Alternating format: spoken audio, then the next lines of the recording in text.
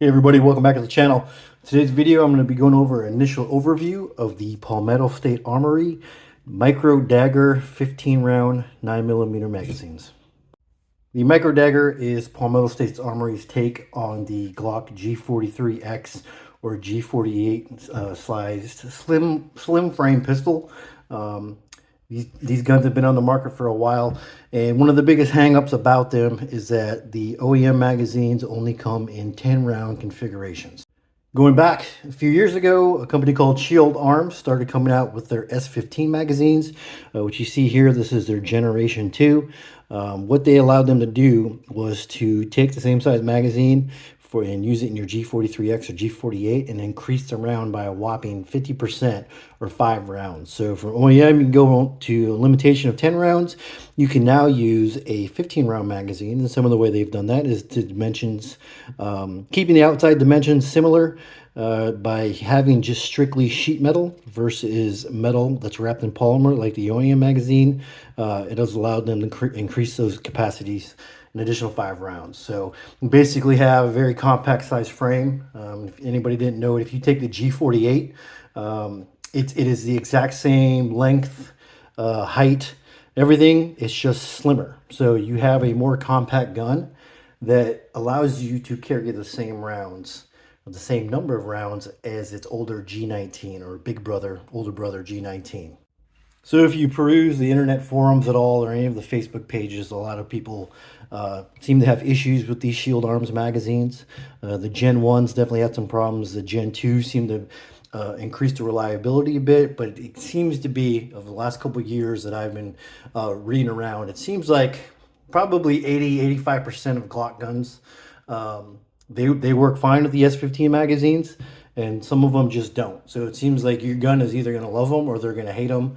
And depending on your luck of the draw and what you get is how well they're going to function with your gun. So fortunately for me, this frame works very well with the S15 magazines. I do have 6 of these. One of those has the +5 extension base pad on there, so increases the round to 20. I've fired all 6 through mine. I haven't had any issues yet. I can't say that I've really ran them through the paces. You know, I've run a few magazines through, loaded up to the full capacity, and haven't had an issue. So I feel good about them running in my magazine, or I'm sorry, in my gun. So when this is my main carry piece, and I do have S15 magazine loaded in it. That said, my backup mag, I do use an OEM magazine. So a lot of speculation out there. People say you should never run anything but OEM. And while I agree that OEM is probably going to be the most reliable, just me personally, I can't say I subscribe to OEM or nothing. When you look at other brands out there, different pistols, or even look at the AR-15, you know, look how many different manufacturers of AR-15 there are. And aside from durability, plenty of them function, but that said, there's also some that don't function so well. So that's going to be a personal choice for you of whether you feel that running an aftermarket magazine is suitable enough for carry. I feel good with it myself. Palmetto State Armory. So with their Micro Dagger, and these magazines have been talked about, I guess, for quite a while. I hadn't really seemed to hear much about them until just recently. So this is, I guess, their version on a 15-round slimline magazine. You know, one of the things that people don't like about the Shield Arms S15 magazines is that you do have to use their magazine catch. So geometry-wise, it may be a little bit different, but I know usually the main concern is, you know, with these Glock magazines that have a polymer overmold, when you use a metal magazine with them, so not only just the Shield magazines, but I know there's plenty of aftermarket options that are also aluminum or steel. You know, when you got plastic rubbing on metal over time, when it engages the magazine catch, it can start to eat away at your magazine a little bit. So if you wanted to reliably run Shield Arms S15s, and I know there can be some actual reliability issues if you don't use their steel magazine release, that has been one of the gripes, that you ended up having to change it out. And, you know, well, I see right now I have the OEM polymer magazine release in here. I do, you know, I don't use it a lot by shooting OEM mags in there. But as I mentioned, I do keep it in my backup magazine, or my spare. It doesn't really, I don't use it enough where it's really tearing it up. So going back to the Shield Arms mags, that has been one of the complaints about them. So Palmetto State Armory, not only did they come out with their version or another offering for 15 round magazine, while it is mostly stamped sheet metal, it is also have a polymer overmold, which you can see right here, which when using that, it allows you to maintain using your OEM polymer magazine release. So that may be considered a big plus. I am not sure how this is bonded to the magazine, if it's just molded on there, if it's glued on. I don't know that part of the technology, but it gives you the option of being able to use your standard magazine release. So now, I have not had the time to actually put rounds through these magazines yet. I just got these on my front doorstep today. So I just wanted to give an initial overview of them in comparison to the Shield Arms S15 magazines. And additionally to that, I do also have a Shield Arms magazine release here, along with another one from Invoke. So I've done a separate video on the Invoke ones. One of the things that I like about this is that it gives me the ability to run both the Shield magazines and the OEM magazines, and it does not feel like it chews up the magazines quite as much. One of the things is that it allows it to actually drop free. So I will compare them between the three different safety catches, so you can kind of get some additional information, some additional data for you to help maybe make a decision on whether you want to make an investment in these or not. So focusing more on the PSA offering to the Shield Arms S15, because I think some of this stuff is only interesting when it comes to the OEMs. I think everybody knows that these are going to work fine. As like I mentioned, the Shield Arms magazine is completely sheet metal, whereas you do have an overmolding front part on the Palmetto State Armory. Dimensionally wise, they seem very, very similar. You know, I didn't really hardcore measure anything in particular. As you see, the sight window on the magazines to count your rounds on the PSA is on the back, whereas with the Shield Arms, and it's also staggered for rounds going from 4 all the way up to 15, whereas the Shield Arms magazines, the sight windows are on the side, and it only goes 5, 10, and 15. I can tell you that just very unscientifically wise, when I put these on my desktop and put the base pads right next to each other and then look at them, sorry, I'm shaking the camera, look at them going this way, it does seem like the Shield Arms magazine does have a very slightly steeper angle of an upward feed into the chamber versus the PSA. So not sure how much of a difference that's going to make. Again, I have never had any problems shooting my S15 magazines, and I did load this magazine up. Loaded it full, didn't have any issues just racking it, the rounds through it. So I will say that this magazine is a little harder to load up to full capacity than, this magazine, the PSA mag, is harder to load to full capacity than the S15. Tell you, when I'm just sitting on my workbench and pushing the rounds down and back, getting all 15 are pretty much, it's not very difficult at all. I can say when I got down to round 14 and 15 on this thing, I had to angle my arm a little bit differently to get some more leverage on it to push it down. That said, once you do have it fully loaded, it does not feel like it is putting an extreme amount of pressure on the feed lips.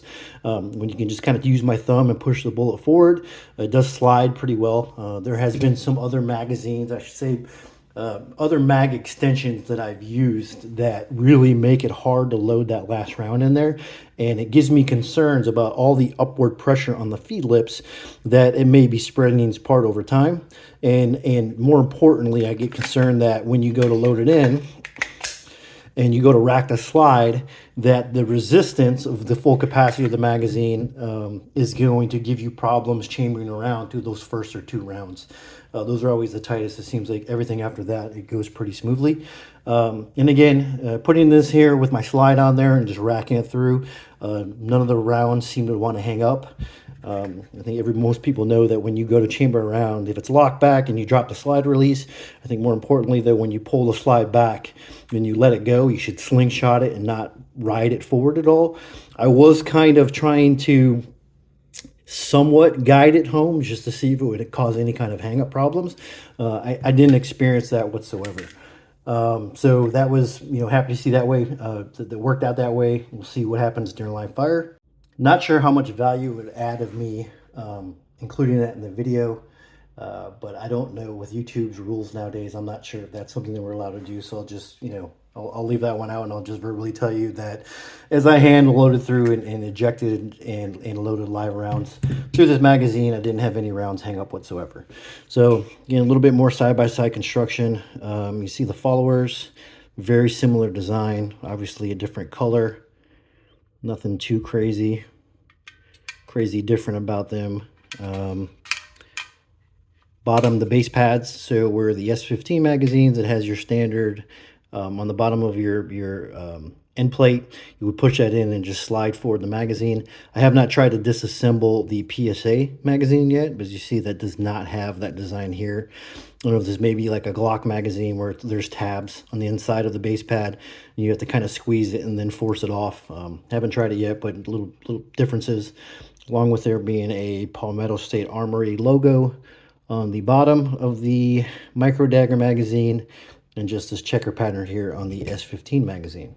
All right, now I'm going to move on to how the mags handle between loading and ejecting with the different mag catches. So as I mentioned, I do have the OEM polymer mag catch in here now, or mag release. Using an OEM magazine, and obviously easy goes in. Ejects a empty magazine very easily, no problem. So whether you're holding it straight up or down, or even a slightly sideward angle, comes out no issues. The Palmetto State Armory Micro Dagger magazine, I got to load it in. It is a little snugger. Doesn't go in quite as smooth. As this shoulder starts to make contact with the mag release inside of it, you feel it get a little bit tighter, and you see sometimes it hangs up on the mag catch right there, but you can usually just push through it. Something to take into account, doesn't really happen with the OEM magazine. You can't ever really get it to hang up. Maybe a little bit, but you can hear it click right there. That's catching the mag, where it's starting to engage the mag release. It just pops in and ejects, where the PSA dagger can sometimes full on hang up. And I have noticed it do that with the S15 magazine as well. But as far as ejecting and empty, comes right out. And I think if you're loading the gun, if you're holding it more straight up, you're not going to have that problem where the mag catches on the magazine itself. And so it's really more so when you're holding it sideways. I mean, it's almost even more at an upward angle where you have that issue. But if you hold it like I think you were normally shooting it, if you're doing a reload, you're going at a downward angle, you're not really going to have that problem. But just something to keep in mind. But it does eject very nice, no problem. And then the S15 magazine ejects very easily. All right, so I'm going to go ahead and change the mag catch out now to the Shield Arms steel premium mag release. All right, so I have the polymer OEM magazine release out, and now I have installed the Shield Arms mag release. And so I have this in the picture. I will say that anybody who needs to change out or wants to change out their mag release, you do have that little spring inside, the retaining pin. This is the tool that you need to easily, painlessly, and not chew up the plastic inside your gun to get that that spring out. This is a little hook scribe. It comes in a set of 3. I got it from Harbor Freight. I think it was like $3 whole or something like that. But it allows you to come up from the bottom. You can hook the spring and just twist it, and it pops it right out. Very simple, very fast. So Shield Arms S15 magazine, or S15 magazine release. See, they're made to use with the Shield Arms mag, so definitely works very smooth, drops free, no problems. Using the Palmetto State Armory Dagger magazine, it does want to drop free, but doesn't seem to be as easy as it is with the Shield Arms magazine. I think that's probably going to be understandable. And here you do have that issue where it gets hung up kind of like it did on the other one. Is definitely a lot tighter as that shoulder of the magazine starts to engage in the magazine release. It's definitely a lot more snug than it is with the S15 magazine, and then with the OEMs, really snug. Does still drop free though. So there's the Shield Arms S15. Now I'm going to go ahead and change out to the Invoke. All right, so lastly, I have the Invoke mag release here. I do have a video up on my page. It was done sometime last year. If anybody's interested, I want to go back and hear a little bit more in detail there. But this is what I'm currently been running in my carry gun. S15 magazines, works great. Ejects nice and easily. Seems to be not as much of an issue with that dragging feature going in, but this is also the thinnest one. Moving on to the Micro Dagger. You do feel it hanging up a little bit as I hold it at this weird angle, but still drops free. So it works with that. And then the OEM 10 rounder. So I did notice one thing with this gun is that with the OEM, if you put the slide back on, or as you saw in the video there, they did not want to drop free with the slide off. Well, they do hang up a little bit.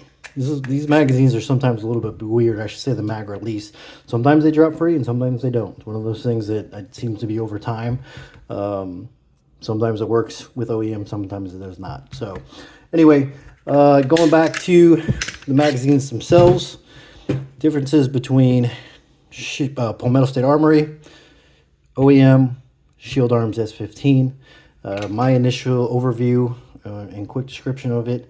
Once I get some rounds out of these, some live fire to see how dependable they are and how well they work, time will tell what I decide to go with. Again, I have had no issues with my S15s whatsoever. I do have a decent amount of investment into them, having 6 of them total. So if I decided to run the S15 magazines, I would have to go back to using the polymer, or I wouldn't have to, but it would probably be really more advised. But time will tell. So this is it. That's first looks at it, first getting hands on it. I know that these things sold out very, very quickly. I did just only grab 2 of them since I do primarily run these, but I wanted to see how these things were going to end up holding up long term, and even initially if there's any type of feeding or extraction or slide lock issues with them whatsoever. But again, just wanted to give you a quick overview. Hope you got something out of it. If you liked the content, please like, subscribe, share. Thank you very much for your views.